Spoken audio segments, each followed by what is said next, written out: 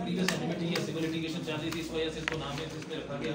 Sir इसका जो suit है वो 2016 में फाइल हुआ है 3 मुजफ्फर का, और जो FIR जो है 747/16 जो कि 342 में भी ये जिक्र करते हैं कि जी वो एनिमिटी है इस वजह से उन्होंने किया है, वो भी 2016 की। इसके साथ तो कंप्लेनेंट का दूर दूर तक कोई नहीं था, इसके साथ एनिमिटी की कोई बात ही नहीं है। ठीक है सर, उसके बाद जो 759/14 तारक साहब के भी साथ ही बात कर ले सर इसमें। सर तारक साहब जो थे वो 759/14 जो कि 1/7/2014 को मुकदमा दर्ज होता है, उसमें ततीमा बयान में 1/7/2014 को जो मुकदमा 759 होता है उसमें ततीमा बयान में इनको नाम से किया गया। बाकी सर ये जो वो रैया ने क्योंकि सारे शेयर ट्रांसफर कर दिए थे इसलिए इनका इसके साथ कोई ताल्लुक नहीं है।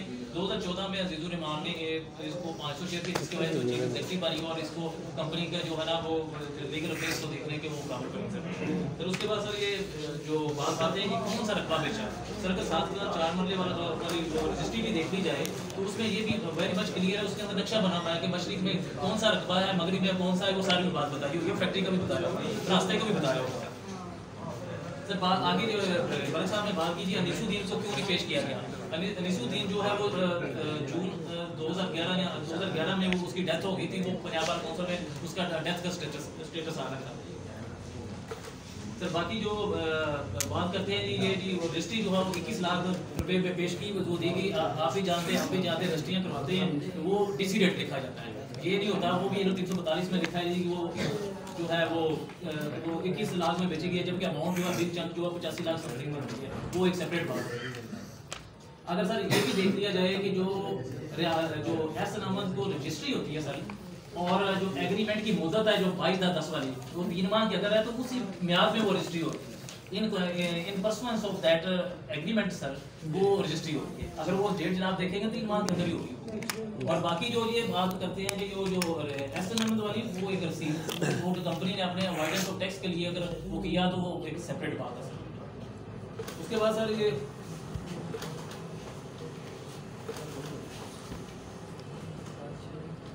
स्टैम्प एंटर की उन्होंने बात की क्यों नहीं पेश किया, जनाब ने सारी उस पर सारा कुछ किया, वो सारा प्रोसीजर ऑलरेडी हो आया है उसका मैं सर।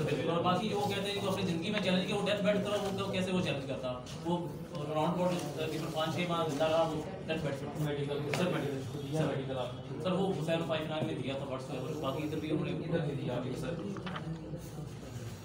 फिर उसके बाद जो वो भी मैंने बात कर दी। बाकी जो इनकी बात है सर वो SP नवीर साहब ने की, उसमें 3 तो जो कटिंग के ऊपर जो सिग्नेचर आए हैं कटिंग के ऊपर वो जो है वो फौज आए वो PFS की रिपोर्ट है जो कहते हैं कि हमारी फेवर में वो आदि हमारी फेवर में।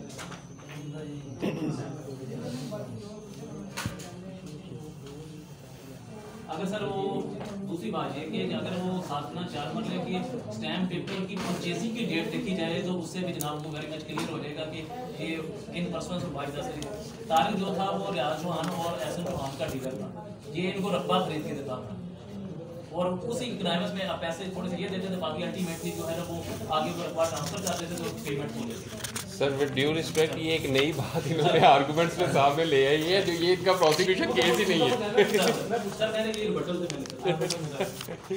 या भाई एक नई प्रोसिक्यूशन का जो केस ही नहीं है, अब ये एक नई बात है। सर विद ड्यू रिस्पेक्ट ये जो लास्टली इन्होंने ये जो बात की कि ही वाज द पर्सन के जो यूँ खरीद के थे उन्हें देता था वो आगे रजिस्ट्री कराते थे, इसकी क्या एविडेंस ये रिकॉर्ड पे लेके आए हैं जी? क्या कौन से गवाह का कौन सा ऐसा डॉक्यूमेंट का ये लेके आए? अब वो एक हमारे ना टर्मिनोलॉजी यूज होती है कि सरमाइजेस एंड कंजेक्चर्स, ये जितनी ये बातें कर रहे हैं कि that is based upon surmises and conjectures. मेरे खिलाफ कोई डॉक्यूमेंट है तो मुझे बताए, मेरे खिलाफ कोई एग्रीमेंट कोई रजिस्टर्ड डीड कोई है तो वो बताए। जो बात इन्होंने की इसी बात की कोई ओरल या जो कोई डॉक्यूमेंट्री एविडेंस है वो बताए।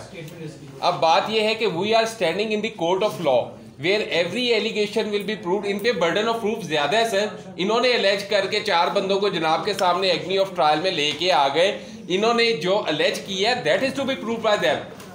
अब हम ये सिंपल ये कह देना जी ये यूं होता था, we are standing in the court of law where they have to produce the evidence of everything. Only presumption based और वो सरमाइजेस एंड कंजेक्चर्स पे बात करना that is against the law sir. रिश्तेदार नहीं आया इसके फेवर बीबी के साथ नहीं आया, इवन जाहद नहीं आया।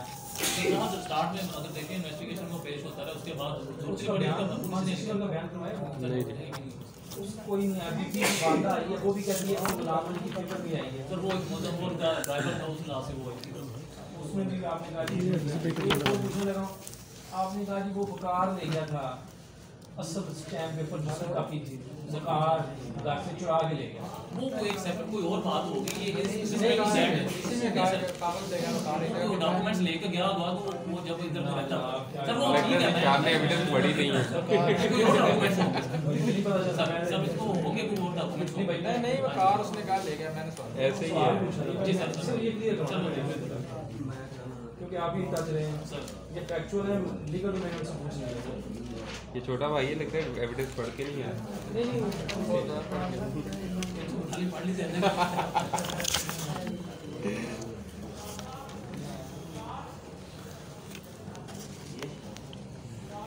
वो मिसलिंग इस डॉक्यूमेंट से वो ले गया, वो इनके भाई मेरे मैं भी क्यों करते हैं मैं तो मैं कर दिया।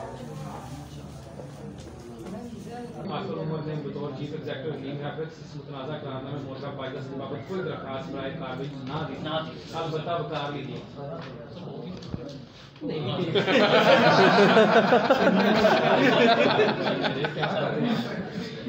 इसी पे इसका फैसला करना मैंने मतलब आपको पहले पता था सर इस पर राजा वकार ने कोई दरखास्त आप ठीक कह रहे हैं बीबी ने कहा है अब बात आ गई सर, ये पेज 26 है 22 है, बाय द ओरिजिनल की फोटो का पेश ना की मास वाई जिसमें कटिंग वगैरह की, क्योंकि करारनामा होता है 22/10/2010 की फोटो का कार ले गया जो मेरे घर पर अच्छा ले गया था, क्योंकि इनके घर रहता वो कार को फीस भेजना कर दिया। सर वो सबसे बड़ा मुद्दा तो वो हुआ सर नहीं और जी जो करने वाला है सर डॉक्यूमेंट पर तो वो होगा ना, कार तो नहीं होगा, वो तो फोटो कॉपी होगी, अगर ले गया तो उसका तो 100 इसकी कॉपी होगी होगी सर चलिए डॉक्यूमेंट ये भी बात सर ये हो गया आगे।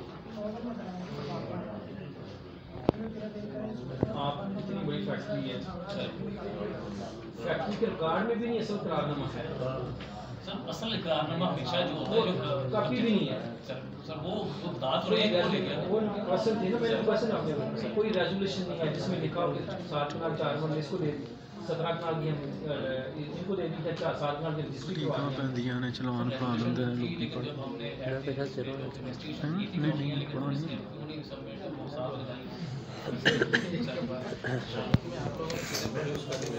यही तो हम कह रहे हैं कि हमने इसको सिविल की तरह चलाया।